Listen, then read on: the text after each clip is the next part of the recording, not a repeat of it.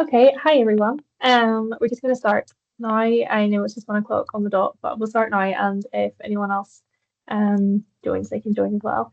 My name's Adele Wallace, and I am part of the team at A1 Risk Solutions. And today, I'm really happy to welcome Norma Finley, who's the head of clinical operations here at A1, to present on learning from unsafe moving and handling incidents. And I just want to let everyone know that this is being recorded at the minute and there will be a live recording available once it's done. This will be emailed as well to everyone who's attended today, just in a post-event email, and then anyone who hasn't been able to attend as well, but who has registered will also receive a link to the live recording. So anyone who's missed it, or if you know anyone who's missing it, please let them know that there will be a recording available, and that will be sent out. There will be a Q&A today as well. So if you have any questions for Norma as she goes through everything, please just stick them in the Q&A box or into the chat, and then I will ask any of those questions at the end. So please feel free to do that. And I think that's everything I need to cover. So Norma, if you are happy enough, I will hand over to you. Wonderful. Thank you so much, Adele. And thank you, everyone. Welcome to everyone. Thank you for taking time out of your busy day to join me. As Adele said, we will have time for questions at the end. Today's session, we are going to focus on learning from those unsafe moving and handling incidents. So we will look at real regulatory cases. We will look at Regulation 18 notifications, the manual handling operations regulations duties, and also what prosecutions tell us about preventing harm. The aim really is around learning and prevention rather than creating any kind of blame culture. So why does it matter? So we look at, unfortunately and devastatingly in certain cases, unsafe moving and handling still remains a leading cause of serious injury and indeed death. Regulators are increasingly clear that many of those incidents that occur are not only predictable, but in some cases preventable as well. We're also seeing that regulators are moving straight to prosecution where risks are known or where learning was missed. So I will explain a little bit behind that in some of the case examples I give as well. For me, my first involvement in some of the large-scale investigations in terms of a fatality dates back to over 20 years ago now, in 2002, where we had a fatality in an Edinburgh care home. So I do have not just experience within medical legal side of things, but also in large scale investigations. And I do see absolutely where improvements can be made. So it is important that we understand the legal framework. Obviously, working in moving and handling, we understand that there is a legal framework, but how does that apply to those incidents that we're referring to? So we're going to look at some of the regulations, obviously being the manual handling operations regulation, and also the Health and Safety at Work Act. We'll look at some of the prosecutions that the Health and Safety Executive have made, CQC regulations 12 and 18, and we'll also look at the Scottish, the Welsh and the Northern Ireland equivalent as well. We'll also look at RIDDOR. There is true to say, though, that an incident can breach multiple duties across these various legal requirements, and regulators will use whichever route is most effective. So in some of the cases, I have at first glance thought perhaps that would be a prosecution under RIDDOR, for example. However, it's actually been under the mine handling operations regulations.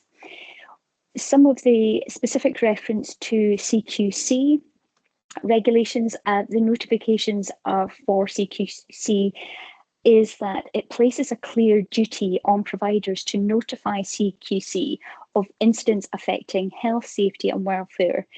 Importantly, CQC can prosecute directly for breaches without issuing a warning at notice first. So that's different to other parts of the country. For example, if you're based in Scotland, We have the providers must submit statutory notifications to the Care Inspectorate for defined incidents, and those incidents include fatalities, serious injuries, falls resulting in significant harm, incidents involving equipment, which might mean beds, hoists, and chairs. Any events that pose a risk to health, safety, or welfare. Scotland indeed uses more of a stage enforcement model than CQC. However, failure to notify can still lead directly to enforcement and indeed legal action. Then we have Care Inspectorate Wales, CIW. They can prosecute directly for notification failures. They can issue fixed penalty notices and also impose conditions or cancellation in registration. Wales is most clearly closely related in terms of their powers and enforcement to England. So they have the same strengths and can prosecute without initially issuing any warning. And then we have, just to cover Northern Ireland as well, so the RQIA, the Regulatory and Quality Improvement Authority in Northern Ireland, they can take enforcement action. They can make sure that there's any changes or cancel registration as well. Prosecution is less common, however, it's certainly possible, and we do have some case examples relating to Northern Ireland, not covered today, but I have included them in previous sessions, and I'm happy to cover them in future sessions as well. So just before we move on to RIDDOR and some of the case examples, when we look at that Regulation 18 and some of the prosecution examples, we'll see that it is explicit. So if an injury results in permanent impairment, prolonged harm, structural change, or the individual requires treatment to prevent death or deterioration, it must be notified. So it's not just about governance, it's about making sure that transparency is there. It's not about hindsight or blame, but we need to ensure that their responsibilities are being held. Regulation 18 does create that legal duty. It's not a discretionary one. So they need to make sure that they notify CQC of any specified incidents, which I've just mentioned, which affect the health, safety and welfare of people using their services. So let's just look at RIDDOR, for example. So when we think of critical incidents, we obviously think of our awareness of reporting injuries in dangerous occurrences regulations, 1998, which has been, then we look at what does this actually tell us? What does RIDDOR tell us in terms of the incidents? Because there's sometimes confusion about RIDDOR, particularly where residents or patients or clients are involved, because not all incidents are RIDDOR reportable. But that doesn't mean to say that the duties aren't still there under the Mine Handling Operations Regulations or indeed the Health and Safety at Work Act. So unsafe systems remain enforceable. There are some RIDDOR reportable incidents which are often not recorded under RIDDOR because they are to the person. The injury is to the client or patient. And one of those that we commonly see are falls from chairs. So why would we see these as handling failures? As we go through some of the case examples, you'll see that there is a common theme, unfortunately, that we miss often in terms of our control measures. So, for example, falls from chairs are increasingly being recognised as moving and handling failures, where seating is under PURE and it is a safe system of work. So the supervision may be a control measure for some people and this will come up in one of the case examples. And when someone falls from a chair, something in the handling system therefore has failed.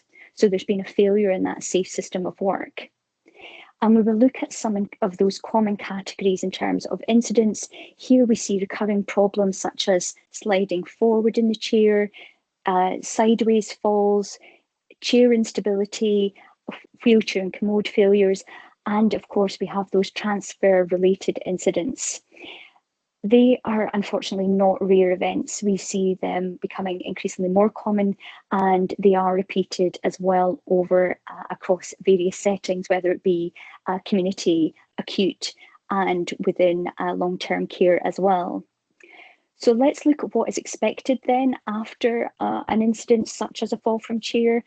Regulators are expected that the evidence is taken, that the assessment is updated, that it's reviewed, and most importantly, learning and there's a system change put in place. So this is aligned, for example, to our good practice guidance, for example, the NICE guidance on seating for many of the conditions of the people that we support, such as stroke and those with a diagnosis of dementia too. So repeated incidents without change are treated as governance failures. So let's look at some case examples that I mentioned that we can learn from. And in each case, we will think about what we can learn from the incidents that we come across. The first case we'll look at is Cuban Hall Limited. So this is a case which was a HSC prosecution in Aberdeen. In this case, the resident had been assessed as high risk of falling when left unsupervised. More importantly, when I look at this case, the control measures in the risk assessment stated that the individual required 1 to 2 carers for assisted mobility, but also for personal care tasks. On the day of the index incident, the resident had attempted to mobilise and he fell and sustained a serious injury. He had been left unaccompanied in unsupervised, in what was classed as a supervised lounge. So the health and safety executive prosecuted due to failures in staffing and supervision.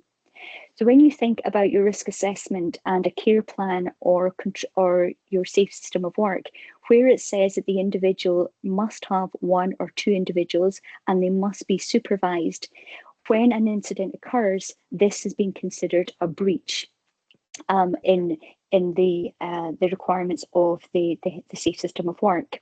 So what do we learn from this? Well, we can learn, absolutely, we can see that this is something we could see that would happen within a care home setting. The learning is quite simple, but it is critical as well. Supervision, when it is seen as a moving and handling control measure, staff must ensure that the staffing levels are aligned with the need for support, especially in this case where it was high risk periods. So what had happened in this case is that the staff were busy helping other residents, which we know happens when this gentleman had been left unsupervised. However, we returned to the care plan and it specifically says that he must not be left unsupervised or assisted with 1 to 2 carers. So that's Cuban Hall incident. Let's look at BC UHB. In this healthcare trust, what had happened was they were fined $250,000 because they failed to implement effective systems to assess, manage and review patient falls. This led to the deaths of 3 older patients, falling between the periods of, so the interval periods were 2022 to 2023. So when we talk about prevention in this health board trust, the health and safety executive had provided enforcement action. The enforcement action said that they were required to improve falls management.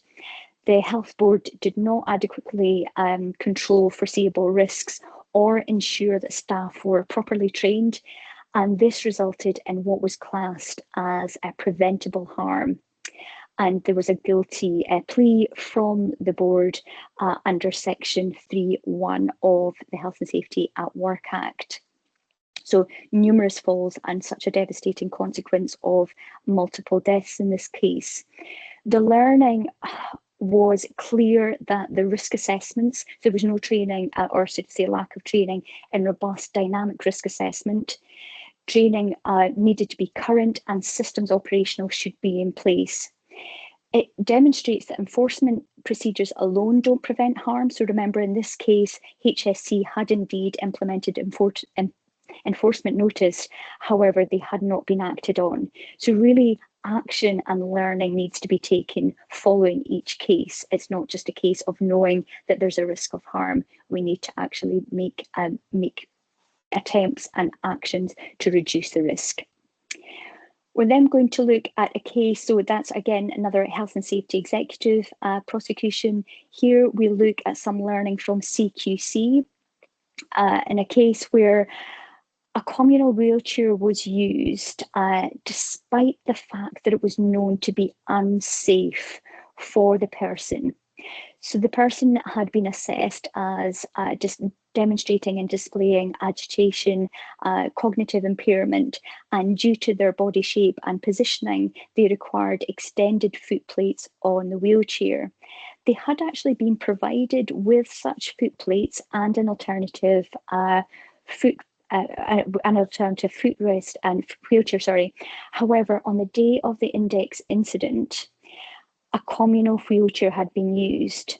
The member of staff was pushing the wheelchair when there was resistance, and she continued, or he or she, we don't know, continued to propel the chair, then realised that the person's foot was actually off the foot plates. They positioned the feet back onto the foot plates, and it was later on, which is common practice I see, that the injuries were seen, and actually there was multiple lower limb fractures which were considered life-changing and warranted prosecution. When we say life-changing, in this case, the individual required 16 weeks of a hospital admission, and there was consideration of amputation of the limb during that admission, which is not uncommon where there's complex polytrauma orthopedic damage there. So they were discharged to another service. It's so frustrating and almost unfathomable as to why this could be the case when there was a safe alternative. But again, unless you know or were in the service. However, we do know that it is not uncommon for the wrong equipment to be used, and we'll come on to look at another case where this has happened on another event as well. So what's the learning from this? Knowing a risk exists is not enough. So we need to, like the other cases, take action following the assessment, where the SAFE system of work had specifically said that we need to reduce the risk of injury to this person by using a suitably provided wheelchair with an extended foot plate, and it hadn't been because the wrong equipment had been used. This, as I say, unfortunately, is sometimes a common theme, where the wrong equipment is being used. Here is another example of not a shower chair, this not a wheelchair, sorry, this time it's a shower chair, another fatality. This was a CQC prosecution, another CQC prosecution back in 2016. This is where a 62-year-old gentleman with a diagnosis of, he'd been living with Down syndrome, he's diagnosed with dementia, also epilepsy, and had severe learning disabilities. So he died tragically following a fall from a shower chair commode. And when the CQC investigated, they found that staff had not been adequately trained on how to safely fit what was classed as straps. We're assuming that they mean potentially positioning, pelvic positioners there, or it might be 4-point or 5-point harness. They had not been provided with training, and therefore the provider had failed to carry out effective equipment audits in addition. So he was loosely secured by a strap, and when the shower chair was mobilised, he fell tipping forward in the chair, and he sustained a fatal spinal injury. The provider did plead guilty in this incident for failing to provide safe care and treatment, resulting in what was classed as avoidable harm. And there was a prosecution there. Not that any amount of funds would change the fact that there was a fatality in this case, but what they did find is that following the incident, there were significant improvements in the care and risk assessment process. It was also strengthened by staff training, and staff reported feeling more competent. Overall, there was an improvement in the rating of the service. But again, we could have avoided that, and it was considered avoidable harm. Thinking about avoidable harm and where we know that there may be risks, here's a case that we've referred to in our training. Sorry, let me just go on to this one. A case that we have referred to in our training of Mr. Anthony Friends. Anthony Friend was, and tragically, this was a fatality. And there is a report which you'll see in reference at the end of this presentation for a preventable death report. Now, in this case, an unsuitable sling had been replaced. So this gentleman, Mr. Friend, had a diagnosis, a palliative diagnosis, and the staff had been using, carers had been using a commode hygiene sling with him. It was deemed by the therapist as being unsafe, and their alternatives were provided. However, the remaining unsuitable sling was left in place. And in this case, it resulted in a fall from the sling and a later fatality of Mr. Friend. This demonstrates the tragic circumstances around inappropriate use of a sling, where either the person's condition has deteriorated in any event, the risk assessment had identified that it was unsafe to use the sling. If you look at the report that I'm referring to in terms of prevention of death report, in this case, we need to really be clear about our removal of unsafe equipment. In addition to that, the coroner passed judgment on poor communication between care agencies because one care agency had removed themselves and a new care agency had begun providing the care. However, they continued to use the unsafe sling. So that's something to bear in mind. Some of the learnings from this are that it really, we look at the risk assessment process, the manual handling operations, and to reduce the risk so far as reasonably practicable, that means removing unsafe equipment.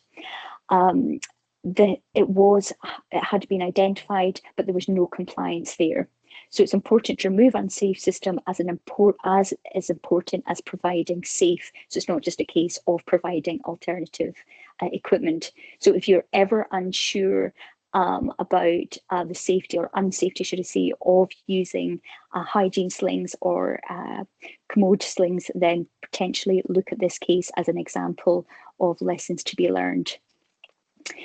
We're now going to look at a case which is very close to my area. So this is an Edinburgh care home in 2019. We could see that there was a fatality following an incident at Drumbrae Care Home. So this was a case where the Scottish Social Services Council, that's the SSSC, imposed professional sanctions on staff involved in unsafe moving and hand practices.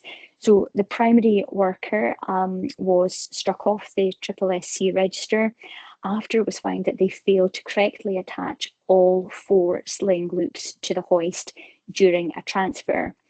This resulted in the resident falling from the sling and sustaining fatal injuries.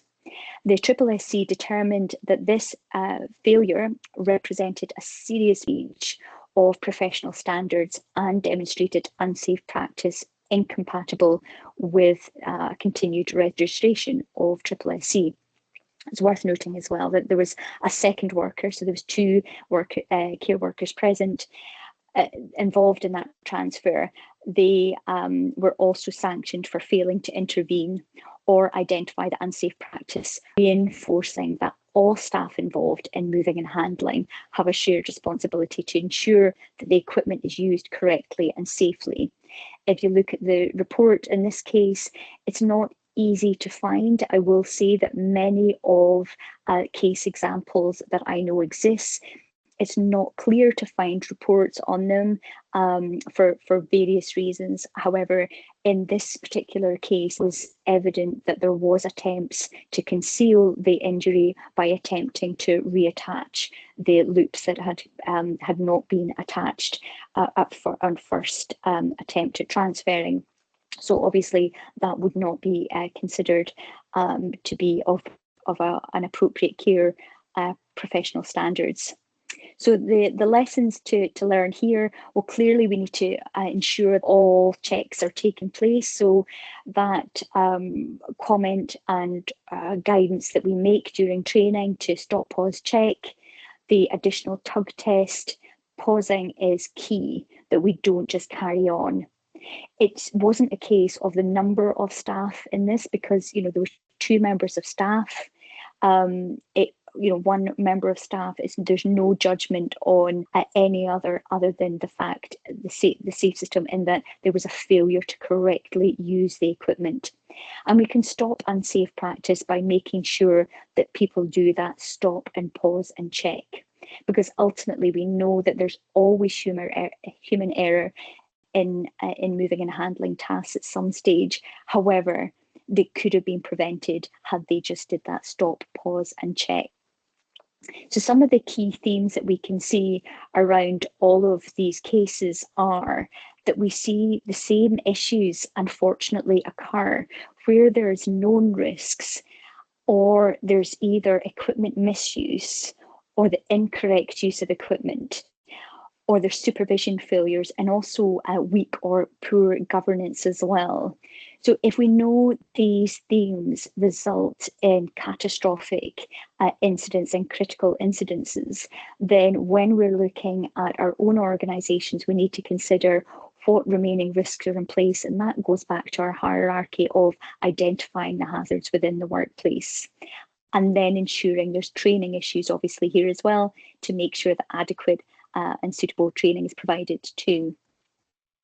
What does good look like? So good practice does mean robust risk assessments. That doesn't have to mean war and peace. That just ensures that we, in fact, sometimes I have come across over 100-page documents of risk assessment, and yet I've still struggled to find accurate information on, for example, what loop attachments was given guidance for. So there's often, that's something that I see commonly within risk assessments, failing to identify, or which size sling, or indeed which piece of equipment the person is to use. So having that robust assessment doesn't have to be a lengthy risk assessment. It just has to be a suitable and sufficient risk assessment carried out by a competent member of staff. It will be clearer around those requirements. If there are incidents, what we don't want to do is avoid learning from those. And we know, when I've given a list of when we need to ensure that we report and make those notifications aware. So we should make sure that there's immediate safety action taken, that assessments are indeed reviewed, and that regulatory notifications where required, and that learning really does lead to absolute change. Yes, we do see an increasing number of family members pursuing personal injury claims, for example. However, the examples I've provided have not been within the litigation sphere of personal injury. It has been of regulatory bodies, and I specifically did that. It is, again, it's not easy to find those reports of personal injury cases of moving and handling litigation. So some of the take-home messages I hope you will take that immediate action needs to be taken, and actually where we can see accidents that can be prevented, we take that and we plan out to prevent. So if we know where there are potential risks, let's put in safe system of work to make sure that we reduce that.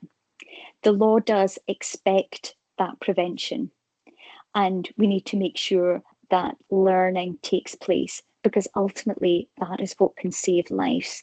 And in the cases that we've said is not just about fatalities, we come across significant injuries. And there are many, many more cases which we've not touched on today, which come of similar themes. I did mention some references to share with you, so I'll share those with you for you to. There's the reference I mentioned in terms of prevention of future deaths report for the hygiene sling as well. So that's a summary of some unsafe handling. I am more than happy to take any questions. Sorry, just make sure that everyone can hear me again. So we have a few questions a couple of questions in the chat. So one of the first ones is, will we receive a copy of this presentation and any useful resources linked to this webinar topic? So yeah, I think Norma, we can send the presentation. Yes, of course. Yeah. Happy to. We'll send that out. And any resources as Norma had mentioned as well. So another one is, in a school, whose responsibility is it to write the RA and SSOW? So that should be set out within your policy. I'm not sure who asked the question, but thank you for the question. Sorry, that was Lindsay Monroe. Okay, so Lindsay, it depends who's within the policy who's set out. So if, for example, we know that in terms of the legislation, it states that employer is responsible. However, we know that that is delegated. So in some situations, especially within school, we see that there's an access officer. Sometimes it may be the individual therapist. It really, in my experience, varies. What we do know is there's a duty to carry out a risk assessment. Ultimately, what the legislation states is that it's carried out by a competent person. So that competent person needs to be determined within the school setting. So that might be an external moving and handling advisor, it might be an internal moving and handling advisor, although in my experience, there's not many of those within schools, or an access officer, or a suitably appointed person, as long as they have training and are competent in completing risk assessments. Thank you. So Kirsty has asked, you said preventable there, however, the slide says predictable. Is it meant to say preventable? Maybe. Ooh, well spotted. I would need to. I need to look at that. I guess preventable or predictable. What are the difference in those two? Yeah, well, I suppose often we can predict, but ultimately most of the examples I have given are considered preventable deaths. Okay, if we're saying about predicting, that's just from your risk assessment. If you identify a hazard, then that's where you're predicting the outcome, which may be preventable, if that makes sense. So Kia Bell has asked, can you display the previous slide prior to the references slide? We'll send out the presentation after this anyway, so you'll get full access to that. Have you had any case law issues around the bed slide sheet systems? And that's from Joanna. Joanna, I haven't. No, none have come my way. Plenty involving falls, either from my direct experience or looking at case law in general. I haven't yet come across, obviously, plenty incidents involving bed rails, falls from bed, injuries related to the equipment of beds, but not glide sheets. No, that's not to say it doesn't exist, but again, I'd be keen if anyone has examples. We very much share. We're an organisation of sharing, so please do share examples if you've come across such cases. Yeah. And Francesca has asked, are there companies that will deliver manual handling trainings to informal carers like family members at a reduced cost? It's a brilliant question. Thank you so much. It's actually what we discussed on our last month's webinar. with Caroline Hunter. So it really is a postcode lottery out there, and we know that there's great works.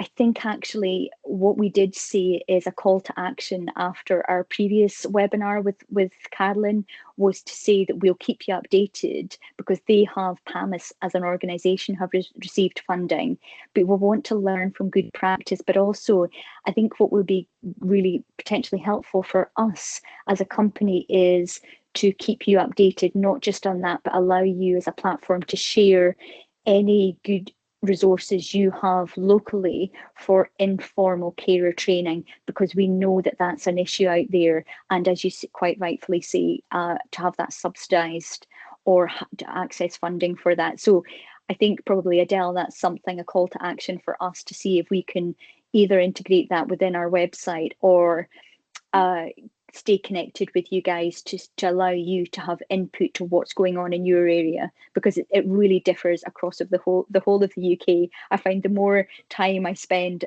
in various aspects of parts of the UK, I find I find it differs greatly depending on where you are. So Sarah has asked, what do we do if the client does not wish to give up the equipment, particularly if they own it and it is not funded by social care?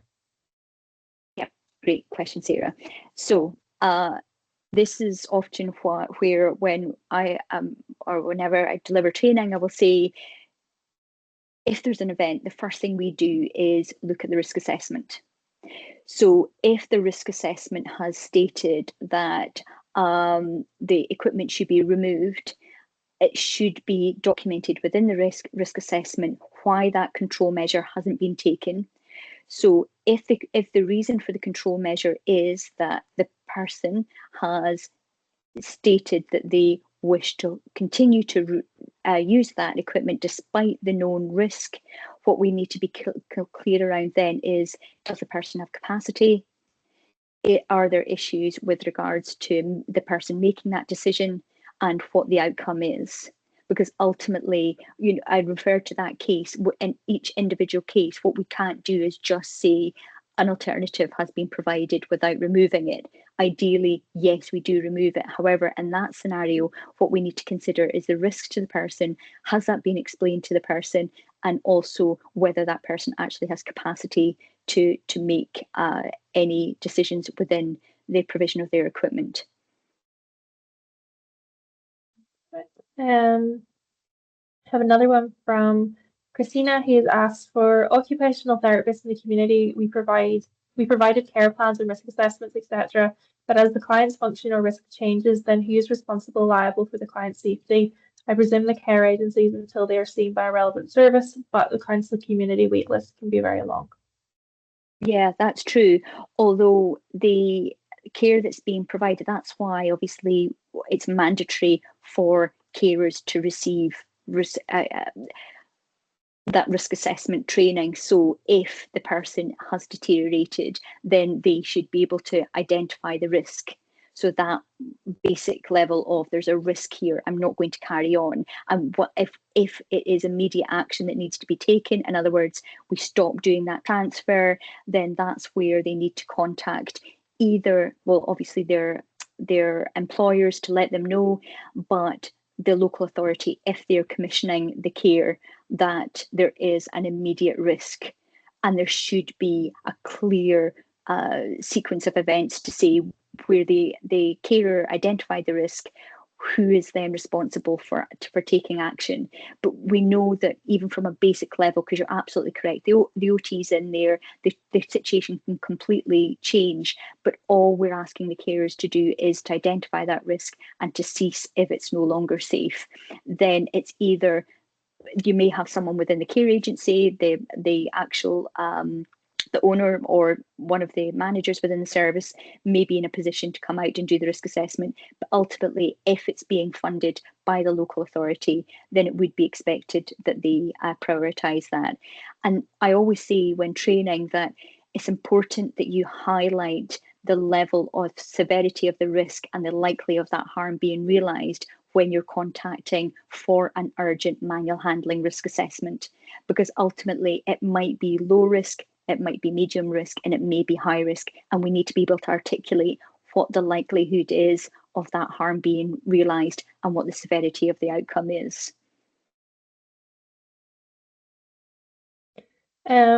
So we have another one from Leah. We complete a care demonstration as part of our moving and handling. We do not use the word training. What do you recommend? Is this sufficient?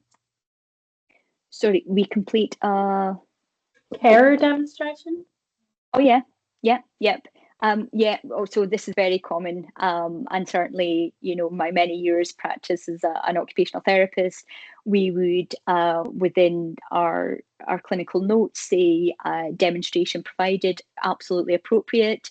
However, suitable and sufficient moving and handling training is essential for those who are carrying out moving and handling tasks.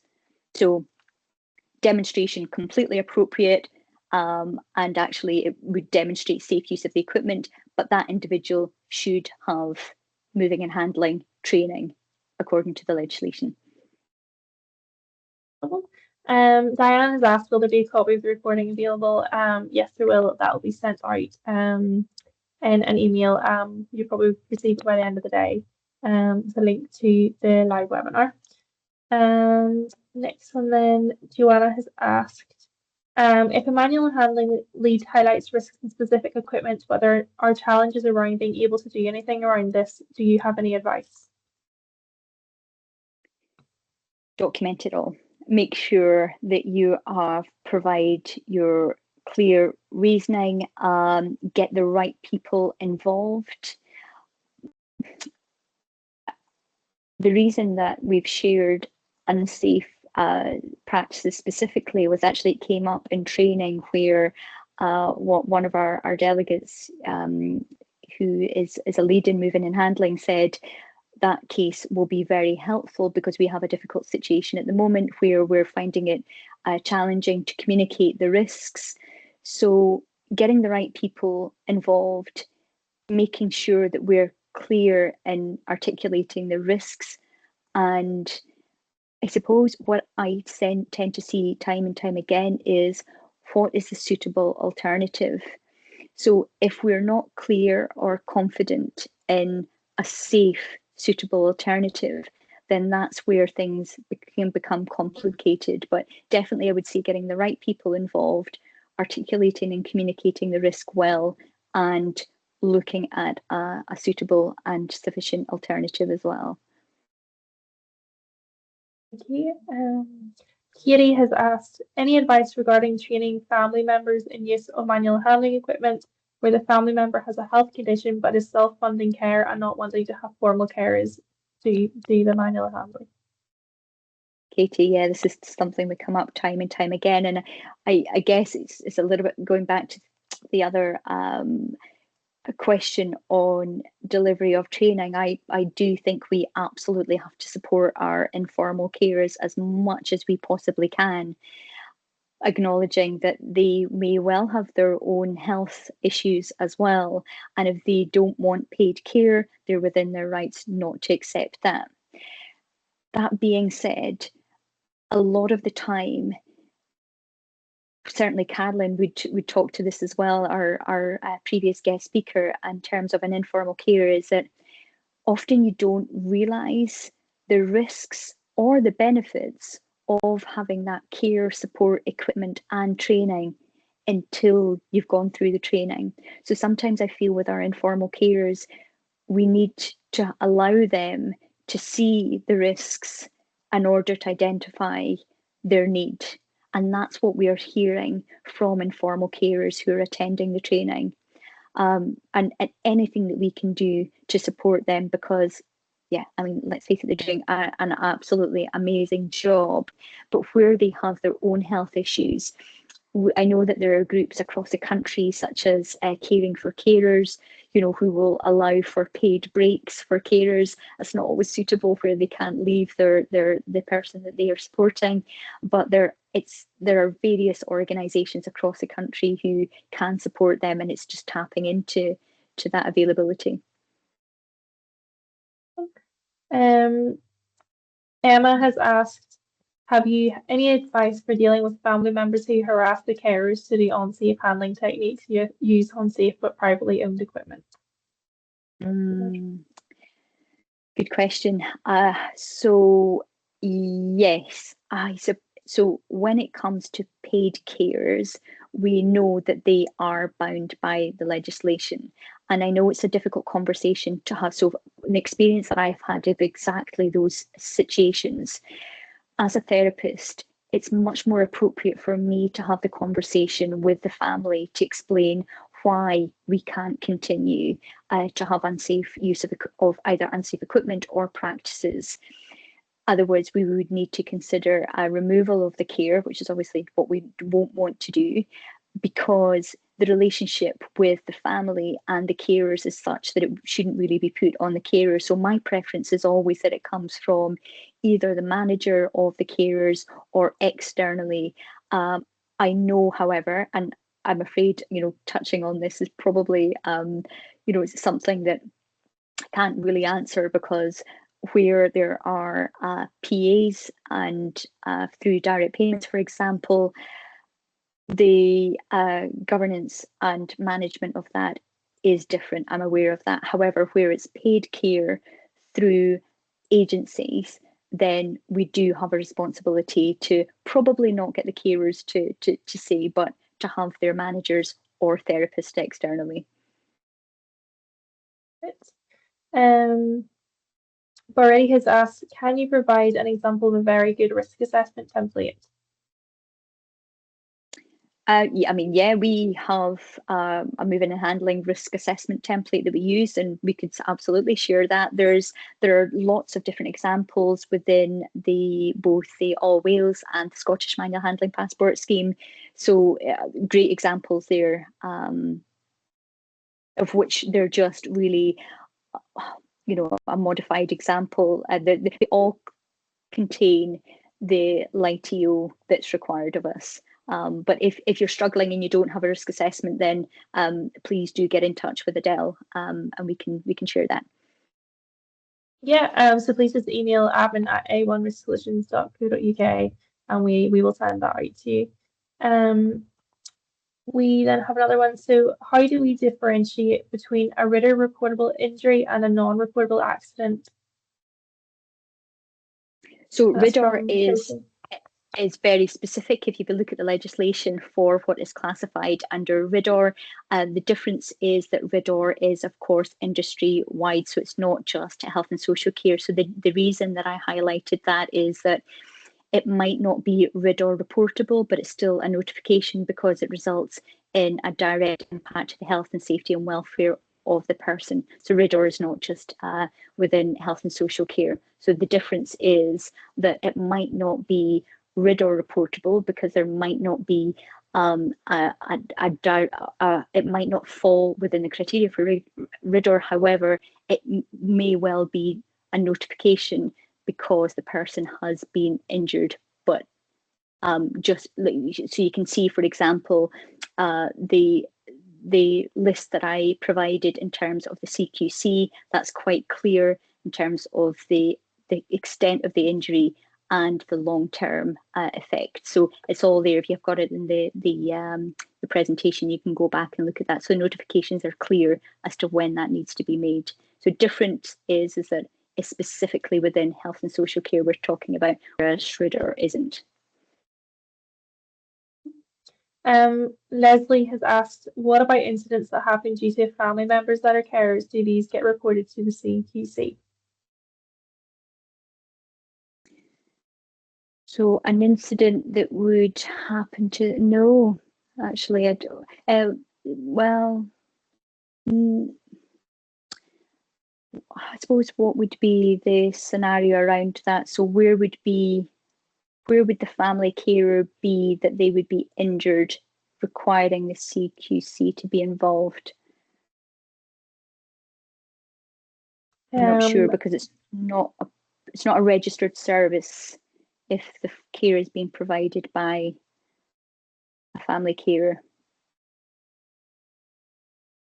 Not sure, there's no other But you might want to information on come that. back to me Okay, but yeah, if there's any follow-up questions, but if it's a family carer that it's not a registered service, yeah.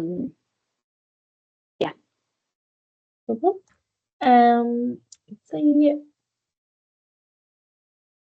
So there was a question then from Ali saying, why do you think there has been an increase in bed falls since the MHRA bed reel alert? Is it more reporting or something else, or is it no change?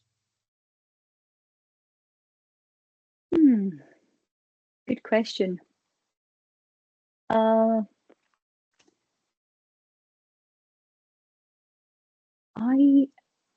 don't know, what is my opinion on that? I guess so my experience is that, yes, you're correct. There has been a significant rise in the number of incidents. However, what I also come across is the alternative to bed reels is now, moreover, I'm seeing a lot of low beds with mats instead of reels. So I guess, without actually researching that and seeing whether or not that means that we are seeing more falls, I don't know. I do know, however, again, this is just my experience, my opinion. I do see that there are a lot of healthcare staff very reluctant to provide bed rails now, especially where it's on discharge, where they haven't had sight of the bed or the environment that the person is being discharged home to.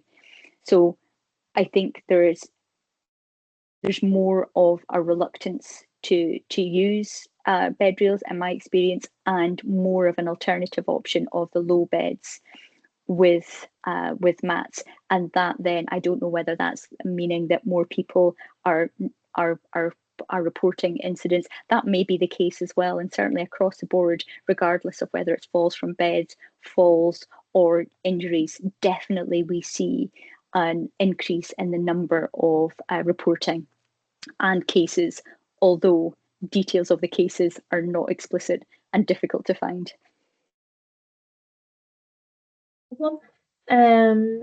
So Avril has asked, do you have a safe system of work, information sheets for repositioning, turning with one or two hoists, etc.? These can minimize risks and be attached to the risk assessment itself for quick reference.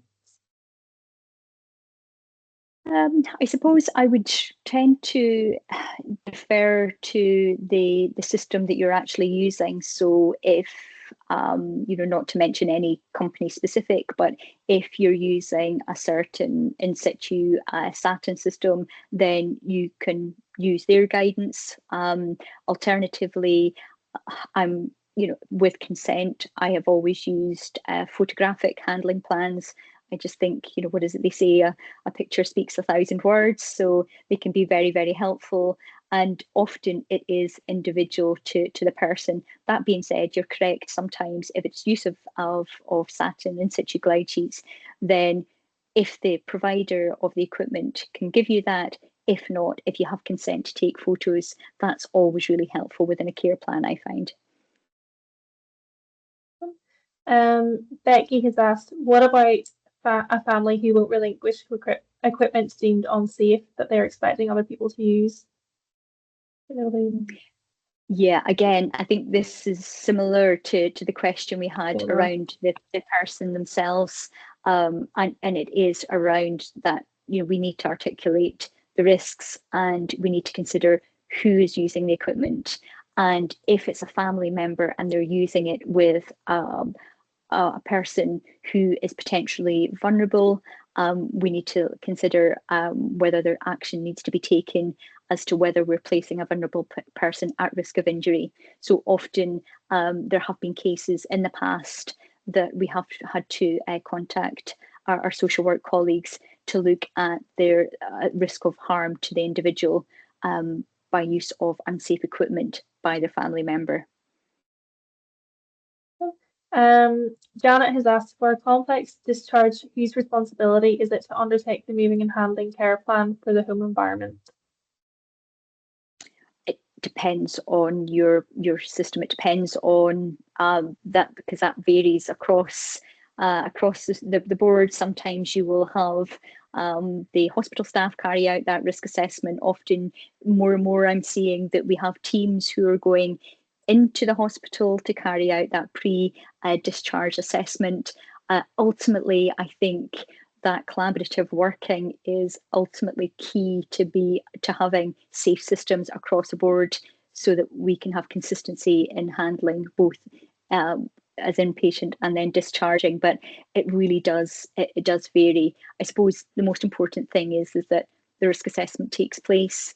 Who's the best person to carry out that risk assessment will depend on things like whether there's a reablement package in place, or whether there's going to be a paid care provider in place. So there's numerous factors that can affect who's responsible for carrying out the risk assessment. Kirsten has asked, are you aware of any links to good bed lever guidelines that make risk assessment nice and clear? Am I aware of any links to good bed lip/lever guidelines that make risk assessment nice and clear?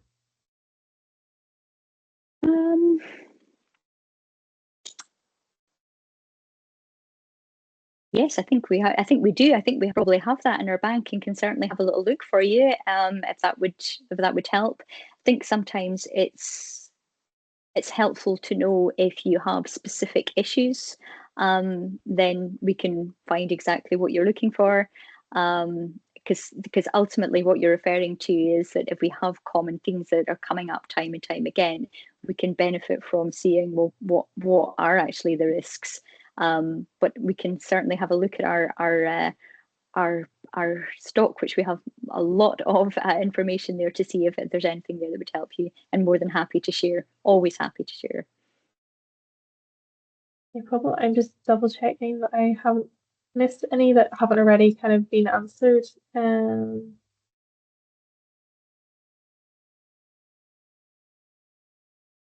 So Vicky is asking, can I please just clarify, if a family member is undertaking the moving and handling, and we as OTs have demonstrated how to complete the task safely, undertaken risk assessment and completed individual handling plan, does the family member still require formal training under legislation, and who would be responsible for this?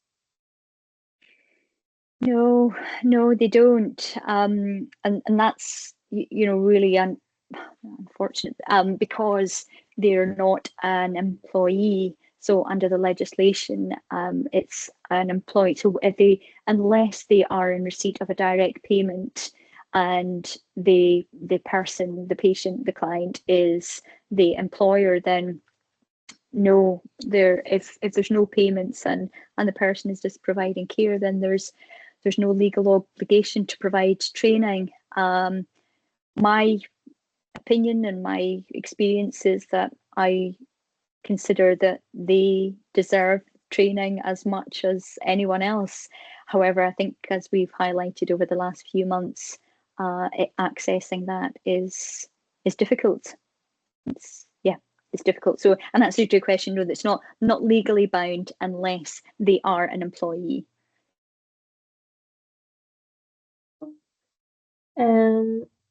Sorry, I'm just going to go through the Q&A box now quickly. So one of the questions is, how do you manage the balance between accountability and a no blame culture when incidents occur? Yeah, I think that's a great question, because we don't want to have a blame culture, and we do want to learn from these case examples. My thinking and how I tend to approach risk assessment is that we can achieve as much as we possibly can, and certainly be person-centered, if we ensure that we have reduced the risks. So we're not going to reduce participation, and ultimately, if we use risk assessment efficiently, then that allows us to create that way of working without it being blame culture, because that's certainly something that we don't want to do, is have a blame culture. So we want to encourage people to think as a responsible individual, being part of that risk assessment. And I suppose that's the other thing, is it's seeing it's more of a team effort, that it's a dynamic risk assessment is everyone's business, not just the paper exercise. No problem. I think I have covered most of them, if not all of them. I know there was a couple of case study questions there that would probably take a wee bit longer to go into and go through. So please feel free to, I know the admin email was popped in there, so please feel free to email us any further questions or any kind of anything that you'd maybe want Norma's advice on, and we'll definitely pass it on to your and get her advice on that. Let me just double check to make sure I have not missed anything. Sorry, there was another one. Is there a legal obligation OTs need to refresh their moving and handling training? If so, how often? So the guidance is so an FAQ. If you look at the FAQ, the guidance would be every 2 years for a refresher, and certainly that's what we would recommend anyone who's had induction level training or any level of training, then every 2 years. That being said, some people within their trust policy is annually. So yeah, I mean, I guess that's great practice. But for good practice guidance, we would be recommending that no longer than 2 years.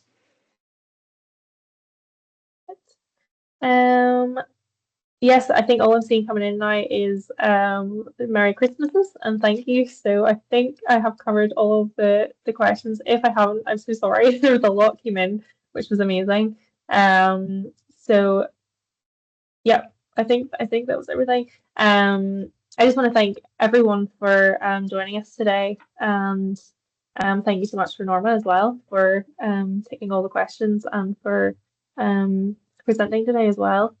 Again, the live recording will be sent out with an email for everyone who's attended and also for everyone who hasn't been able to make it as well. So everyone will get the link to the recording.